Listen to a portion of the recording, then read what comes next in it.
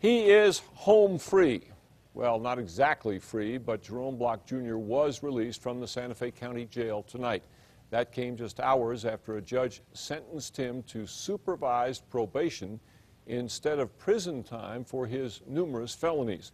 State prosecutors say that's a mistake. News 13's Amanda Goodman is live in the Newsplex. Amanda?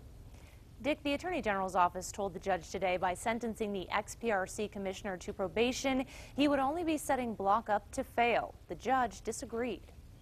It's a familiar setting for Jerome Block Jr. Today, he faced Judge Michael V. Hill again to find out his fate for violating the terms of a plea deal worked out last year. The state wanted the max, 4.5 years. The defendant did not ever stop voluntarily. Mr. Block only stopped committing crimes when he was caught. The convicted felon and admitted drug addict copped to misusing his state-issued gas card while on the PRC and pocketing campaign cash while running for the PRC in October. He was supposed to avoid prison time by completing the drug court program, but he was kicked out after failing tests and missing appointments. What he's been doing while out of custody is not working. The state said today he's had 10 separate instances of drug treatment dating back to 2006. All of them failed.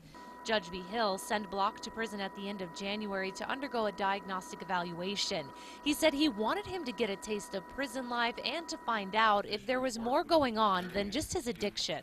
The report did address that, and they did state that Mr. Block appears not to be a professional criminal, a serial predator, or a social parasite.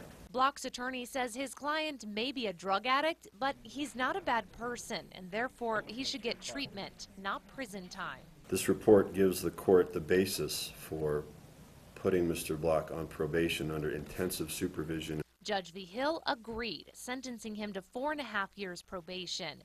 But the state says, given Block's history, probation is not a good idea. I would certainly argue, and I think it's reasonable, that if you place the defendant on probation at this time, the court is only setting him up to fail.